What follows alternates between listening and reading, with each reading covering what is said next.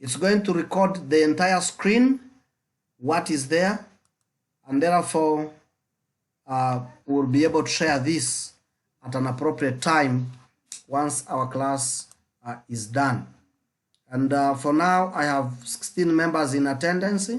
I have Andrew, I have Caroline Atekaniza, this is Ayaikoma Bernard, Chandia Grace, Joan Nasozi, Kabatoro Gloria, Karung Silvia, Katresige Jana Tuamara, Muhirwe Nelson, Nampija Sharon, this is Nyamais Franklin, Teddy Bonnie Vusia, Bitekerwa Jacqueline, then to Semeirwe Fida, and Wembabazi Jidida. So far, these are the members present. We are, I think, 16 online, and I'm sure that the rest will be joining us shortly. So you allow me proceed with our class so that we can finish this early where possible. Okay, so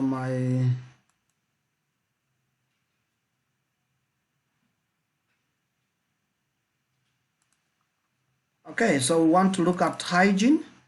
Like people said, we didn't look at hygiene. So you allow me talk about hygiene for now. Feel free, if your screen is there, you can ably tap in your screen, the one I'm projecting, and I hope that members there, you're able to see what I'm projecting. You're able to see on your screen. You should be able to see what I'm actually, doing here, and then you should also be able to zoom through. So when you tap in the screen of your phone, then you can actually zoom in and out so that you are able to to expand on the texts or on the words in the PowerPoint. So you don't need to struggle with the PowerPoint when it is not fully, when it is not enough, in case you are unable to see it very well. I want to believe that members are able to see what I have on the screen there. You should be able to see my screen. I have the topic there, health and wholeness. And so, like I said, you can actually tap there. You can zoom it up so that you're able to see very well what I'm presenting. Sorry, I need to close this. This is intention. I went to, okay. So when we talk about hygiene, friends, like again, we did say there are two major definitions we want to look at here. We have the official definition of hygiene. We have also a practical definition of hygiene. And so someone is telling me, are we going to be following from the handouts? Yes, you're very correct, madam. That is immaculate. You're saying, are we going to follow this through the handouts? These are, like I said, this is just an extract. The PowerPoint presentation I'm making is just a mere extract of what is in the entire handout, or what you would want to call the book. So the book has a lot more than this. So for me, I'm just picking a few so that I can let you do the other reading of other things. But for me, I'm just doing only a tip of an iceberg. So please feel free.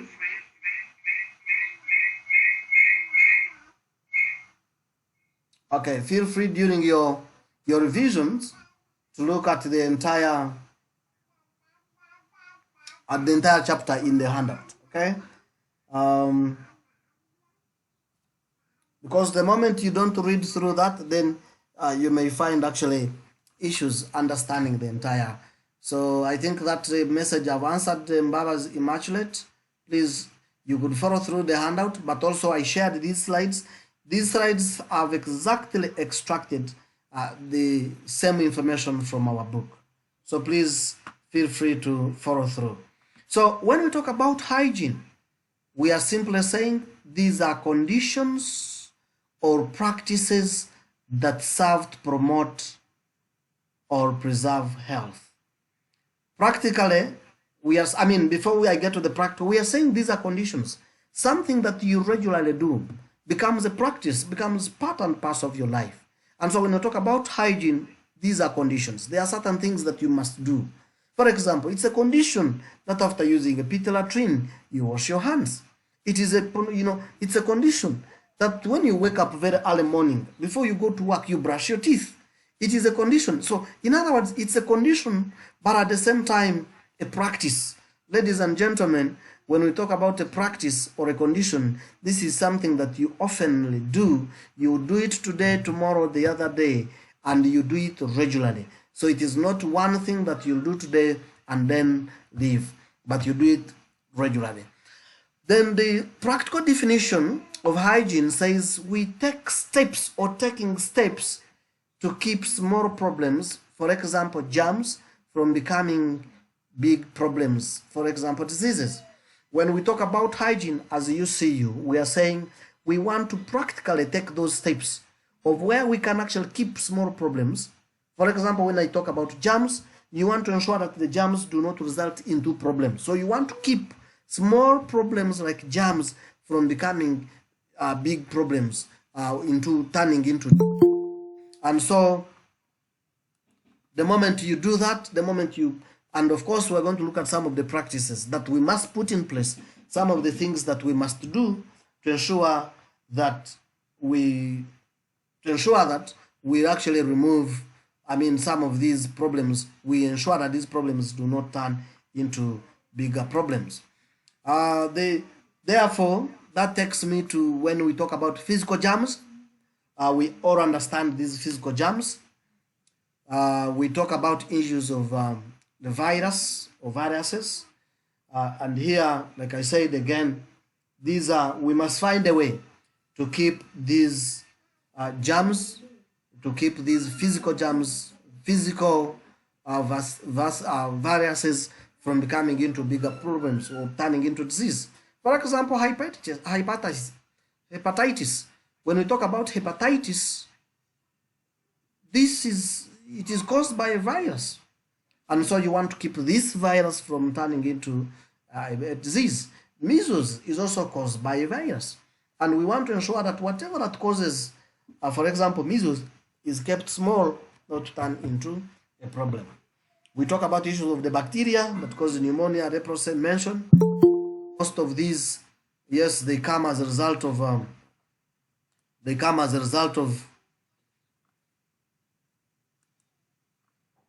actually not taking care of the environment. Where we are, the bacteria will actually come because of the environment is moisturized, the environment is dirty, the environment, many of these. We talk about parasites. These are also part of the physical germs that cause malaria. We know the mosquitoes, these are parasites. We know jiggers. I think to my friends in some region here in Uganda, jiggers are bewitched. So my friends, be very careful not to be bewitched of jiggers. But we all understand that jiggers are a result of poor hygiene. I know some of my friends from one of the regions I don't want to mention here. I think they don't take care of the hygiene very well. When we talk about their houses, we talk about the compounds, the clothes. I've seen people. I don't know whether we still have people in our generation, in our communities, that still suffer from lice, lice, L-I-C-E, lice. But those days when we were growing up, there were so many. I don't know whether the ladies who are here, because we talked about hygiene and rarely actually wash their heads because of the hair. You'll be in a conference or in an environment where someone actually tells you, not telling you, but when you're there, you see many of them, you see them scratching their heads, then they hit their heads, they scratch and hit their heads. You know what causes that? There's a lot of problems, my friends. It's that and that may actually result into lice.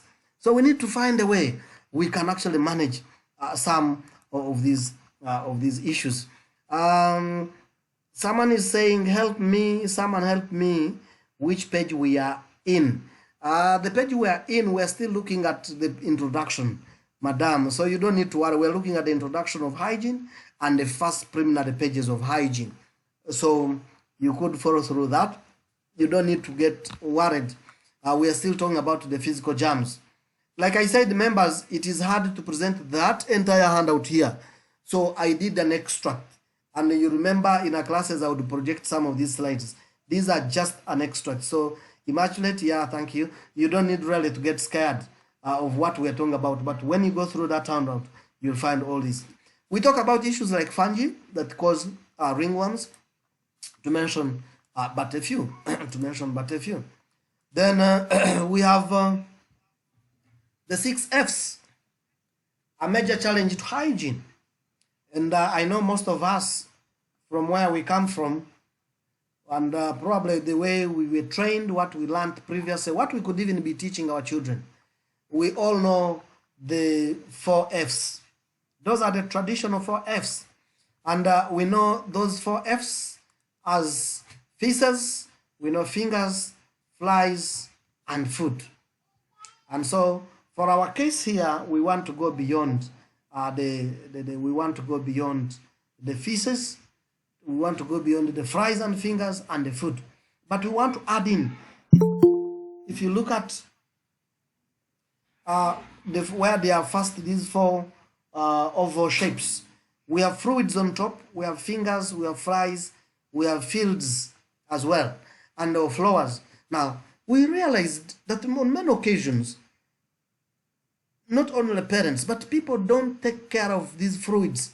Someone has a wound, someone has mucus, someone is coughing, someone spits anywhere, and then you don't mind about these things. You remember when we had COVID-19, I think the whole idea was do not touch the sputum you do not have, because we were told that actually the virus could actually move through the air. So if you cough or sneeze, then there were high chances of having this disease spread. And therefore, it means that fluids have a very big role to play in terms of hygiene. So the way we maintain them, the way we clean our hands, the way we maintain those fluids is very paramount to promotion of hygiene. Then the fingers, we all know that if you leave your pit latrine, you do your business there, you don't wash your hands, there are high chances that you could have actually gotten in touch with feces or something. Then when you go and touch the food and eat, this will be a very, very challenging issue. And then we talk about flies. Flies also, we know that they go and pick feces from wherever we do that. If we do open dumping or open defecation.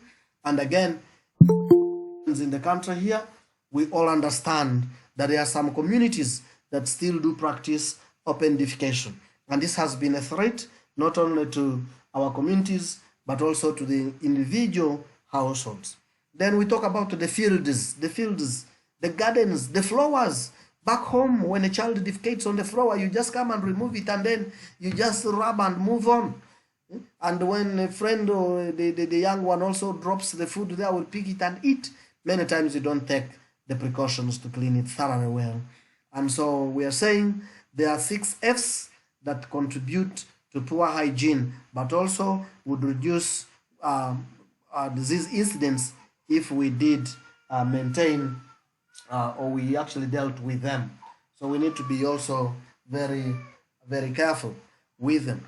Allow me to talk about this. This is basically also open defecation. When people do open defecation, you stay on the hill. It is an illustration that actually this could even result into death on the last one.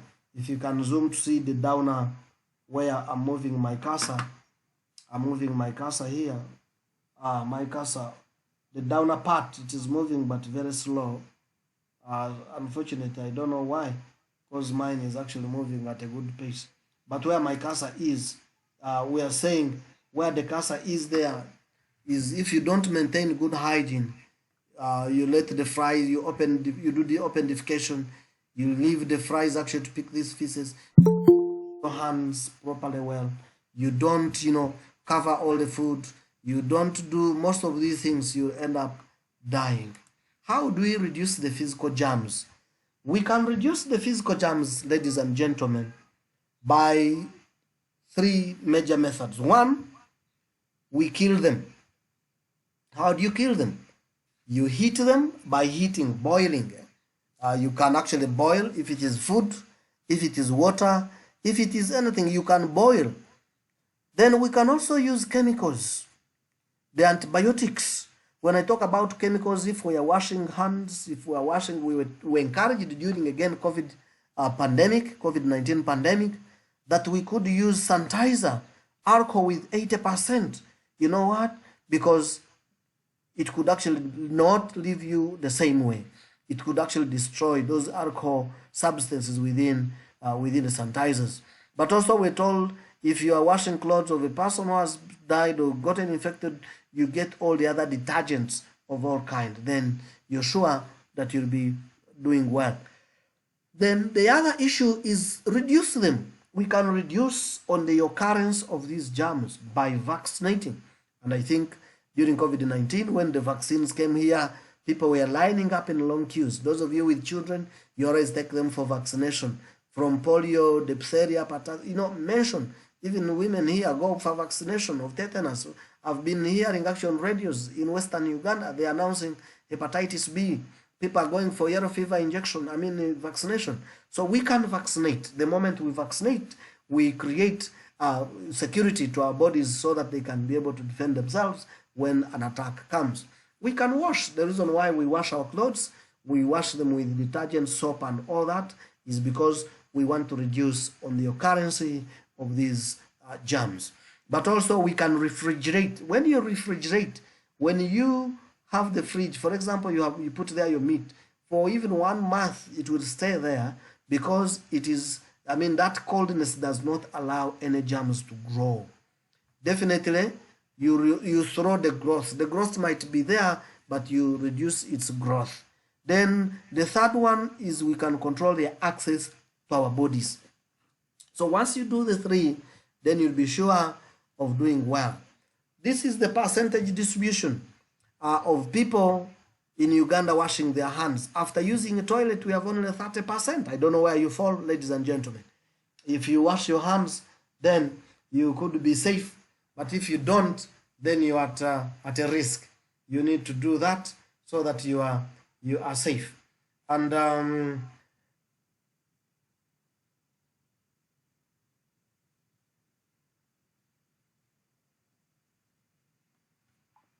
okay, sorry. I was saying that if you don't wash your hands, then you may fall under the 40%. You fall under the 40%. Tata nja kutera after mic. Nchali mchibina nja kutera. Tata nja kutera nargo mchibina mnishomesa. Sorry about that, friends. Someone was calling me. So we are saying if you don't wash hands, then you fall under the 40%. Those who wash. So those who only wash are only 30. So if you don't, then you don't fall under the 30%. After tending a child who has defecated, mothers, you don't do that, and yet it is very important. 30% of do not, not 30, 16%, only 16 do wash their hands. Before preparing food, only 9%. So what does that imply? That those who do not wash their hands before preparing meals, they are doing more harm than good. Before feeding a child, 9%. Remember, you've been doing many things in the garden. From the garden, you're at home, or you've been even in class teaching. Some of you are teachers. From there, they bring this child. You have been picking and holding chalk, touching the tables. You just pick this child and feed him or her. Please take precautions. That it is very important, ladies and gentlemen, to wash hands before feeding children. Before eating ourselves, many times, like I've said, members, I've seen people, because we are in functions and you're tired, you've been too hungry for a long time, they get to the queues for serving, people forget even to wash their hands. Some of them argue, I'm going to use a fork, I'm going to use a spoon. But then in the process there, in the middle as you're eating, probably they served you this piece of meat with a bone and you must hold it and crush it. Hey, guess what happens? You just hold it with your hands, and then by the time you realize, you feel something smelling different from the chikoko, the chicken you're eating, and then you realize you didn't wash your hands. My friends, always wash hands before going for your meals. I may not try out how to wash hands here, but let me illustrate it with this. Let me illustrate it with this. And probably you want to try this away. When you're away, you're out of this class. During COVID-19, again, we were taught how to do this. And for us, we're already practicing this in our classes of health and wholeness. And we always encourage that people wash hands regularly. You must have soap and clean water. You must ensure that you clean the fingertips. The fingertips, I hope all of us understand when I say the fingertips. These are our fingertips. If you can be able to see here, these are our fingertips, our fingers. So you must pick your fingernails, the fingertips, so that you are able to be, to ensure that all the dirt is taken out. Then you must also, did I say the fingertips? Then the nails, you must pick the nails. The fingertips, you must clean and ensure that you have removed everything. Then between fingers, in between your fingers, these are your fingers, in between. Many of you actually sweat, even when you are not doing anything. You are there and you're sweating. By the time you pick there, when you pick like this, you realize there is a lot of dirt coming out. So in a situation where you are unable, ladies and gentlemen, to thoroughly wash your hands and clean them properly well, then you're in trouble. You'll be actually faced with many diseases. So if you just come and wash your hands for just the sake, and then you just go, then you'll be actually taking germs. Then we always talk about the whist. This is the whist. Some people in the waiting room, sir. Oh, someone is telling me there are people in the waiting room. I need to check my attendance here. There are people in the waiting room. No, I don't think I have anyone in the waiting room, and I don't think I created any waiting room for people to be admitted into this. Because I made sure that the meeting everyone can actually join. Let me confirm that. I've just turned up only the microphones. That is the host controls. I think I have. That's what they are saying on the platform. Sure, someone is saying that on the platform. They may need actually to log. Okay. I think there was only Tumsime Christopher who was just coming. But whoever is not able to log in, then there must be another issue. But not that I created any waiting room. Because I was sure that I don't need to create a waiting room, since we are all here for studies. I would suggest you give us the right procedure on how to log in. This is Margaret. Margaret, anyone who could actually help Margaret, you just need to tap on the link. And the moment I see you trying to log in, then I should be able. Meeting is secured with.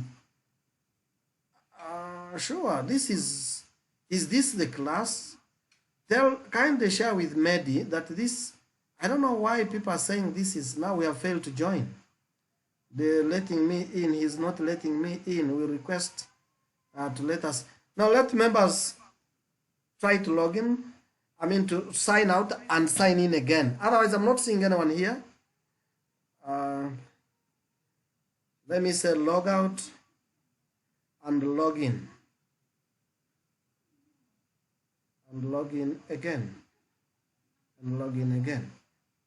Otherwise, I'm just actually here. That's why I logged into my machine here, and I'm able to see who is coming in. You can see that I'm able to see who is coming and who is not coming in, and you see I can still hear those communications coming in for people to be letting. My phone is here so that I can be able to see who is coming in. So please encourage them to log out. At times the system says that, but it is not that I'm actually prohibiting anyone from joining. Let them try to log out and log in again. The beauty of Google Meet, friends, is that it can accommodate over 200. So we don't need really to say maybe the number is too big or too small. Everyone can be accommodated in. Okay. All right. So members, you allow me proceed. So I was saying,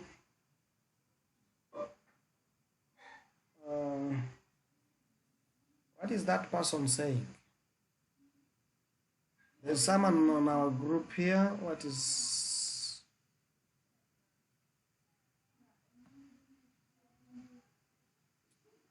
Okay, thank you, Mehdi. Mehdi, I don't know whether Mehdi has signed in. I don't know whether Mehdi has signed in, and Prosper should be there.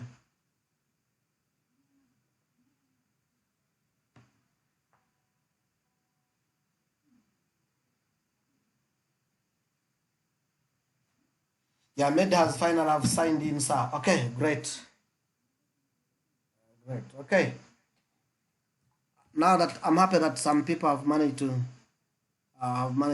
log in. So we can actually proceed now that Mehdi is around. I was worried of Mehdi.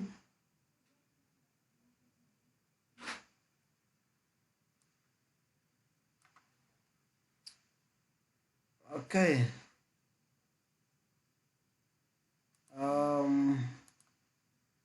All right. So we talked about washing around the waist. We talked about cleaning around the waist and the palm. You need to clean the waist and the palm. I hope this person calling me is not part of us. Hello? Kindly call me in the next 1 hour. I'm using this very phone for a class. Hello? Someone is calling me on the same line. Yet I'm using it for our class. Okay. 30 seconds of washing. Please take note of these because Sharon and the members, I think we may need to agree before the class ends.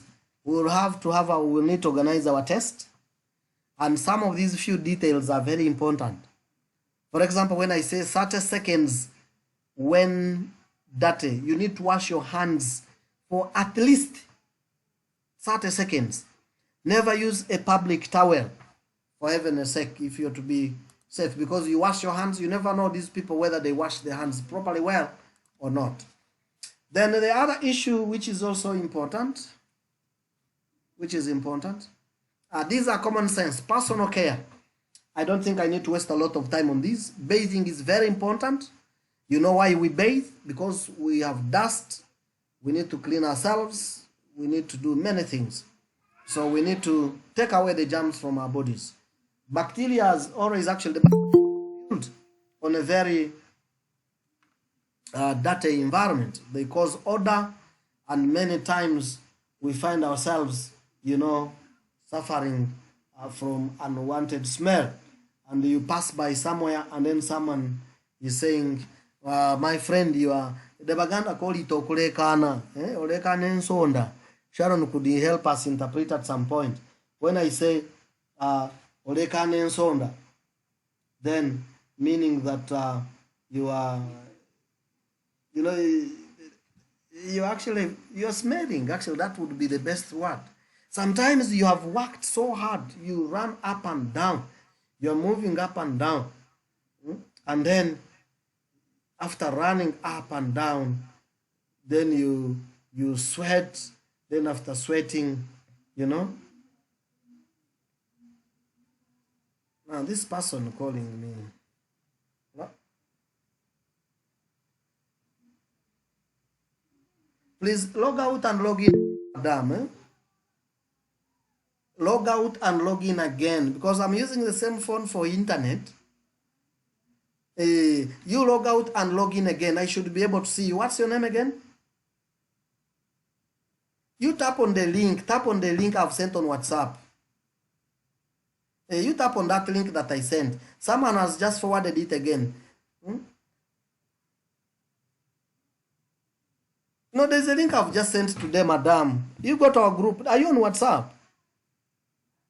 On our group WhatsApp? You go. No, on the group WhatsApp, I don't need to have your number. As long as you're in the group WhatsApp of your class. I'm also a member to that group, to that platform. What's your name? Chakutegikeire Gertrude. Let me ask someone to help you.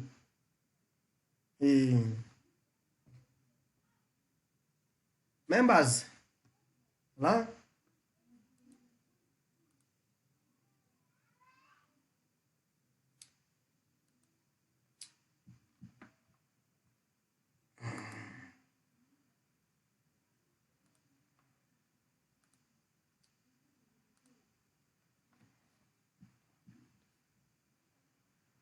Okay, Sharon, you wanted to say something? Please unmute your microphone. I saw your hand up. I saw your hand up. Sharon, you can unmute your microphone and I hear from you. I saw your hand up.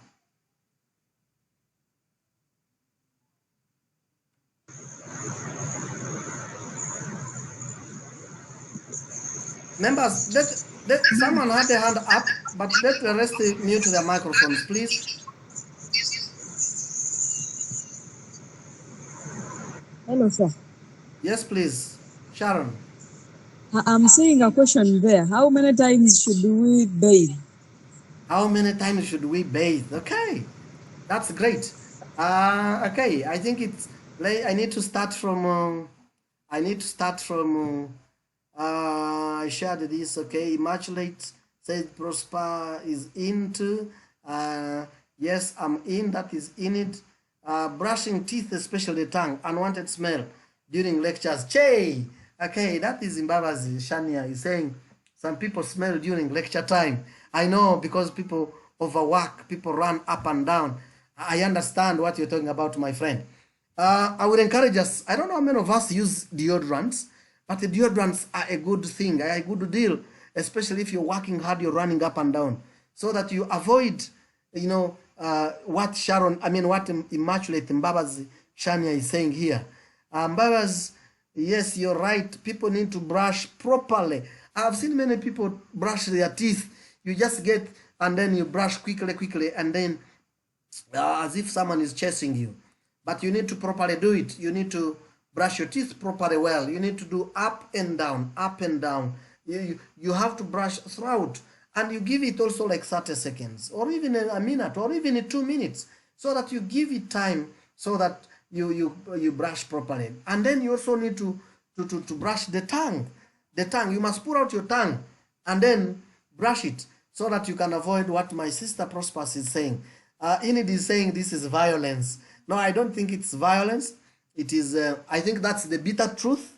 People don't at times want to know or even hear about this bitter truth. But the truth of the matter is, it is very bad and discomforting to sit near a friend who is smelling. Sometimes there are people who brush their teeth, but their mouth remains smelling. What causes that? Sometimes these have got the bad odor. Yes, this could be possible, and this could be deep from inside. There are people with gastric acids. The gastric acids, those with ulcers, sometimes they make people also have that. Or when you have a bulging stomach is when in it, octoromobi is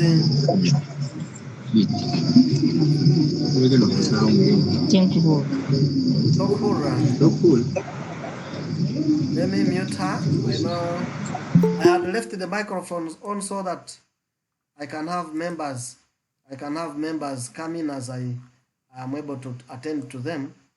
But it's like, okay, it's like they are abusing that. So yes, my dear sister Sharon, you have posed a very right statement here. People do that, but they remain. So some of them could be having actually a problem. They may need to see their doctor to check what could be the cause. Even when you brush properly, there are people who remain smearing. So there could be some infection in the mouth. We call there are those who have got what we call, the concept has gone, but there are people with actually that problem, and so you may need to see a doctor who could actually help you. So the problem may not be coming from the mouth, but the mouth is the output. It actually outputs what is actually inside. Sometimes this is coming from inside the stomach. Yes, you asked the question, how many times should we bathe? Under normal circumstances, at least a minimum of 2 times in a day, in the morning and in the afternoon, in the evening, before you rest to bed. But if you are near your washrooms, you are near your resting rooms, you're at home, why don't, you're at home and you've been doing a lot of work, why don't you bathe 3 times? In the morning when you wake up, you take a bath, you go and do your work. In the middle of the day, you bathe, and in the night. It is recommendable. And then for my sisters, of course, for you, during those days, you may need to take a bath more than actually the times I've talked about, for you to be safe, because the body is releasing all those, it is excreting, it is taking out all those substances that may not be needed. So you need to take care of your hygiene better than any other time of the day. All right, so you allow me proceed to, so I talked about bathing. I think I've talked about I've talked about bathing, I've talked about brushing the teeth. Someone would ask a question, why do we brush? When should we brush? How many times? It is recommended that after a meal, because these bacteria will grow well when you have not brushed. When there's any food particle remaining in the mouth, then you're giving them an opportunity to thrive. So for you to stop these bacteria from actually thriving, then you may want to brush every time you have a meal, and that will actually save you from a lot. And then when we have coughs, colds, and flus, where will you put your hand after sneezing? This is a very big question. Many times people don't think about that, but it's very important that you think about how and when.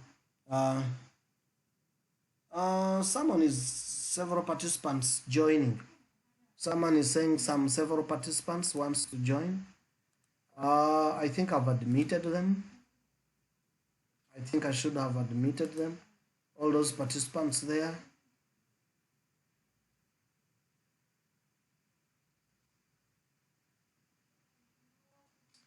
Okay.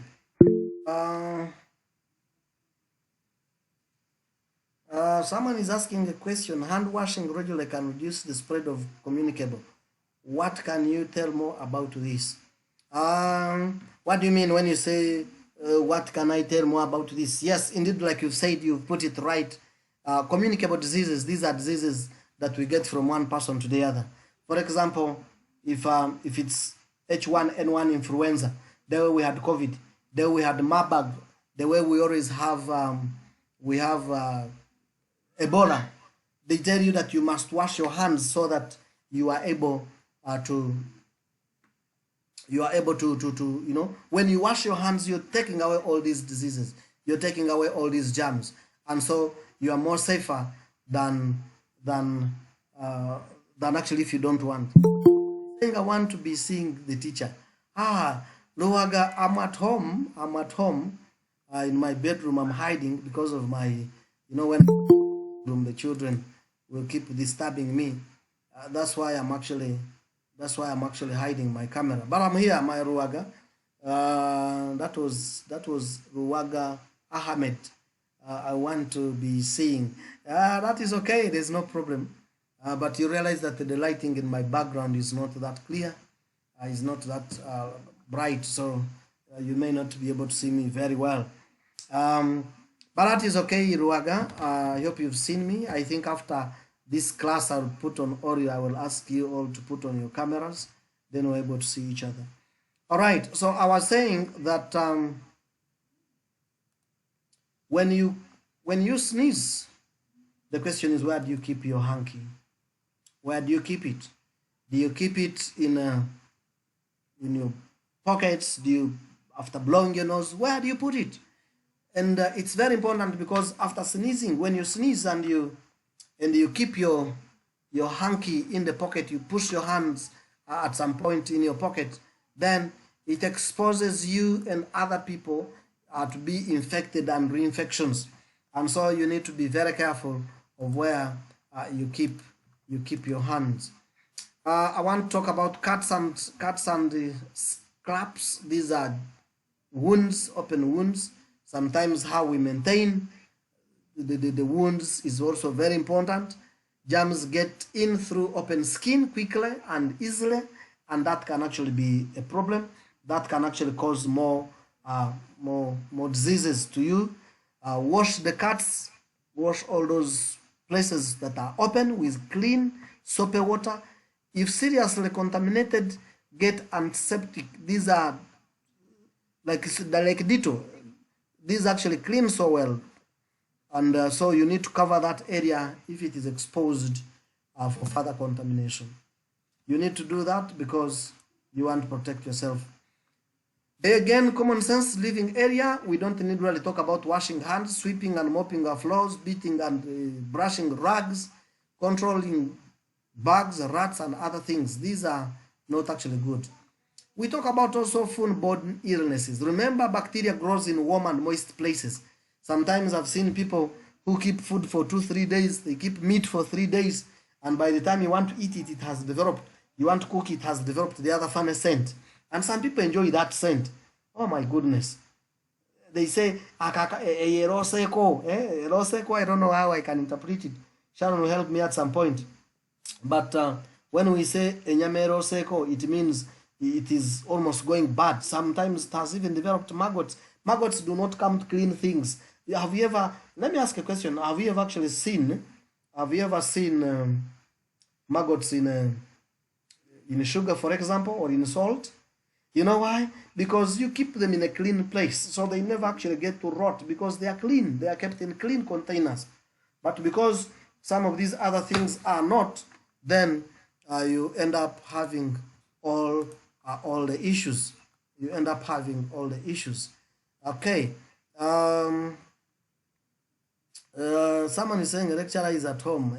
Yeah, if I was in my sitting room, I would still, you don't need to worry, I would still open up. But again, like I said, my light is not good. Members, someone is saying we check page 90 of the handout so that you can actually be able to follow through. Thank you, Immaculate. Thank you, Immaculate.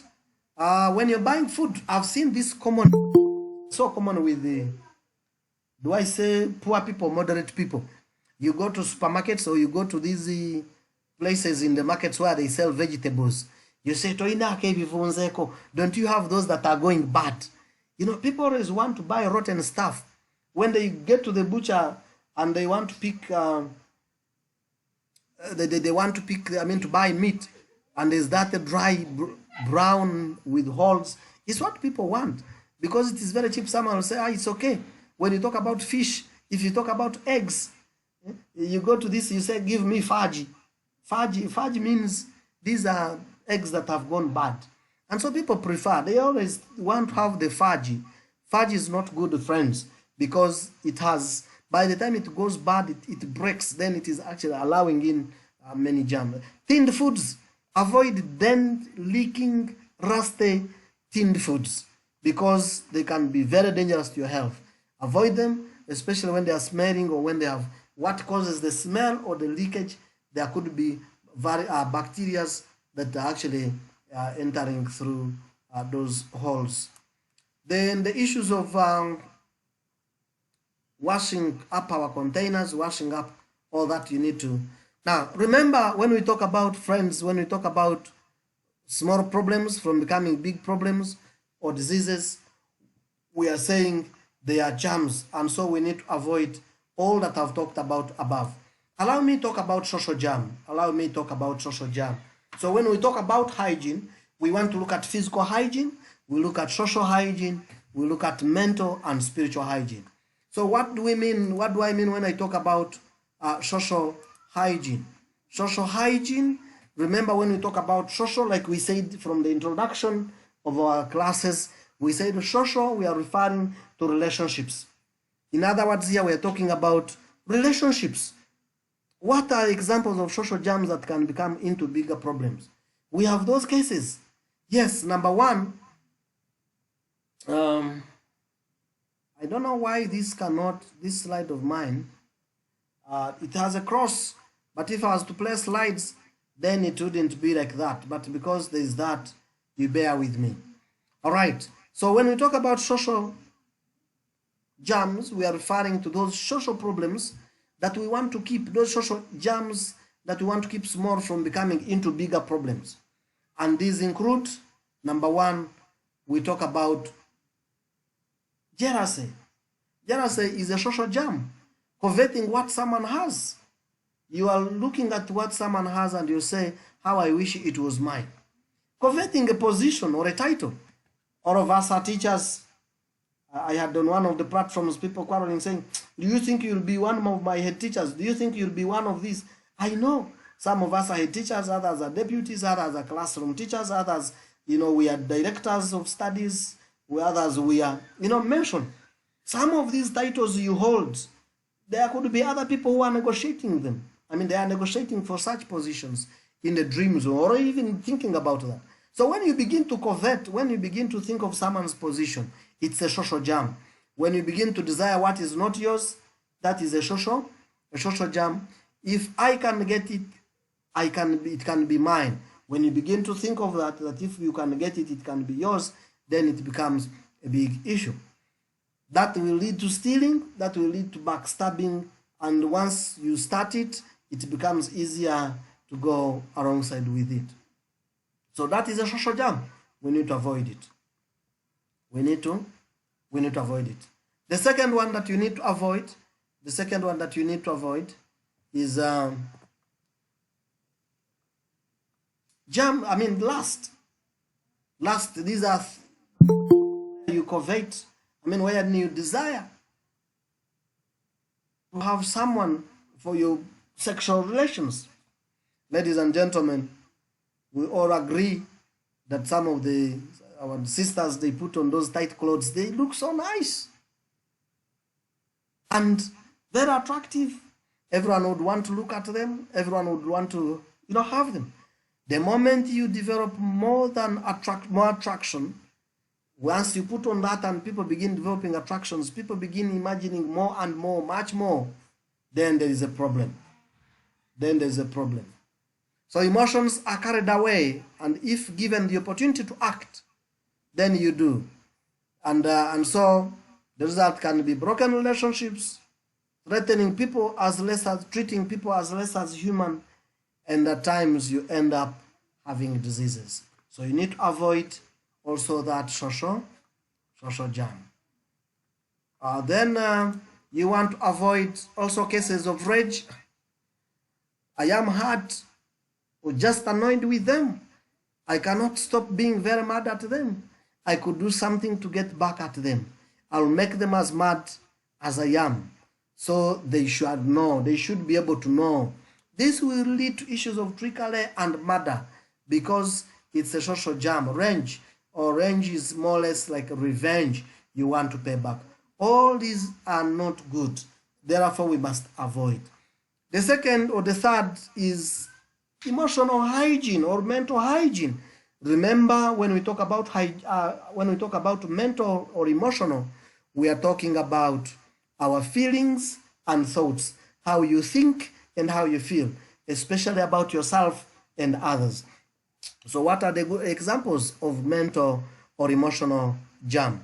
What can actually become, that you want to avoid so that it does not turn into a bigger problem? One of them is bad thoughts about yourself. Some people here are not actually thinking positive about themselves. They think they have failed in almost everything, and therefore they are not good. You begin thinking you are not as good as so and so. You begin to imagine, I can never do a good job like my co-teacher does. Every time they are praising in the uh, every time they are praising in a meeting, they are praising my friends, not myself, you know. So you begin to think of all those issues. Ladies and gentlemen, they are not, that is actually a mental jam when you begin thinking of what others have actually been doing and what others are doing and you're not doing well. Then you need to avoid that. When you begin to think, I cannot even do this small thing, please, if you're doing that, then you're actually on a wrong track. You need to get to the right track. You're saying here, if I cannot do this small thing, surely I cannot even do larger things. Maybe nobody cares, even if when I try, I will not try, I'll just give up. Like some people are saying here, I've failed these things, I don't even have a smartphone, I cannot even try online. Even when I try, I don't even know how to log in. Members, it's about trying, keeping up, and so you need to think of what actually you can ably do best. You don't need to look at what other people will think. You don't need to think of what people will say, but you need to think about yourself and how you can actually pull yourself out of this. That is a mental job. The last one is the spiritual hygiene. And of course, when we talk about spiritual hygiene, here we are talk about our soul, our spirit, and relationship with our God. Your relationship with your God. We are talking about the examples of spiritual germs that actually inhibit us from exploring our good relationship with our Lord to greater heights. And therefore, when we talk about spiritual hygiene, we are saying we need to avoid issues that actually bring doubting God's love towards us. You begin to think when you lose someone or you are sick or something happens, you begin to think that bad things happen to good people. Why does God let these things happen to me? Why do, this bad stuff happen to me? I'm not as always as good as God expects me to be. You begin to doubt all these. It is a spiritual jam. Then secondly, when you doubt the scriptures, the Bible was written so many years ago. It's a very old book. Those things do not apply to us. As they were writing to the Galatians, the Corinthians, Timothy. When Matthew was writing, he was writing to those people those days, not actually to people in this generation. The moment you get to that level, ladies and gentlemen, you are going away from your God, and that's a spiritual jam that you must avoid. We have to interpret what is in light of the reason and rational thinking. I think when we meet one time, when you study understanding Christian ethics, you'll understand that there are some scholars like Aristotle, the groups of Plato, other scholars who believe that actually before you think of ethics, you need to use your rational thinking. You need to think about, you need to reason. People who do not reason are not given priority, are not given a bench anywhere even to be leaders. So is the case here. You don't hear, and when you begin to reason issues of God, when you want to say, I need to think about this, I need to do this, then you're making a very big mistake. Ladies and gentlemen, the last one is worshiping idols. If I work hard, I'll earn enough money. If I have studied this degree and I will become a head teacher, I'll become a deputy because I have studied my books. The moment you begin glorifying the books, you begin glorifying the money, you begin glorifying your relationship with your wife or husband, then you are going into spiritual jams. Those are spiritual jams actually taking you, ladies and gentlemen. Only my work will take care of me. When you begin to think of that, there is no time for worship or fellowship. God does not have a place in my life. The moment you begin thinking through all that, then you are gone. Ladies and gentlemen, I want to end with this whole truth as advanced by 2 Peter, or in 2 Peter chapter 2 verse 17. And these men mouth empty, boastful words, and by appealing to the lustful desires of sinful human nature, they entice people who are just escaping from those who live in error. They promise them freedom while themselves are slaves to depravity. For a man is a slave to whatever has mastered him. In verse 20, if they have escaped the corruption of the world by knowing our Lord and Savior Jesus Christ, and again entangled in it and overcome, they are worse off at the end than they were at the beginning.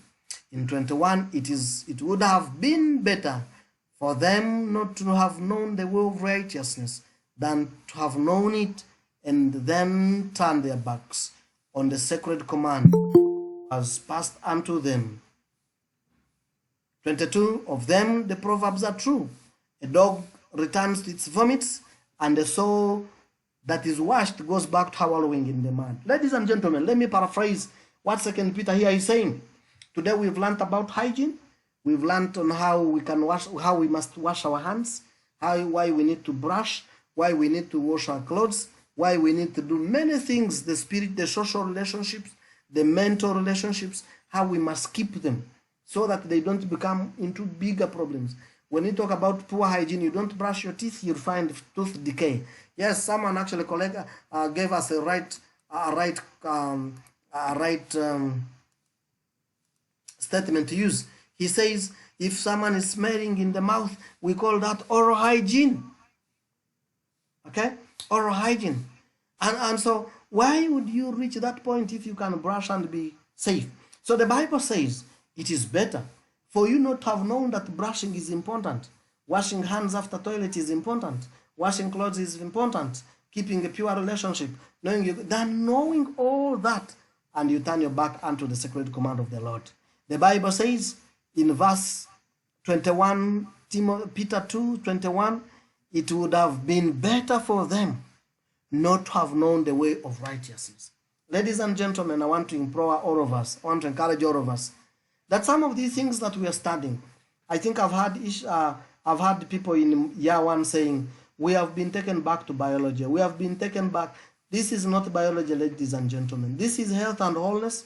And like I said from the beginning, these are issues that we have dealt with. These are issues we are dealing with. These issues, you need to know about them. And you don't need only to know and keep quiet, but rather to proceed and actually share the same information with the communities where we stay. Ladies and gentlemen, I want to stop here with the hygiene, and I want to encourage us to continue reading, to continue moving forward, to look at whatever we have discussed, so that you could actually discuss further and understand some of these issues.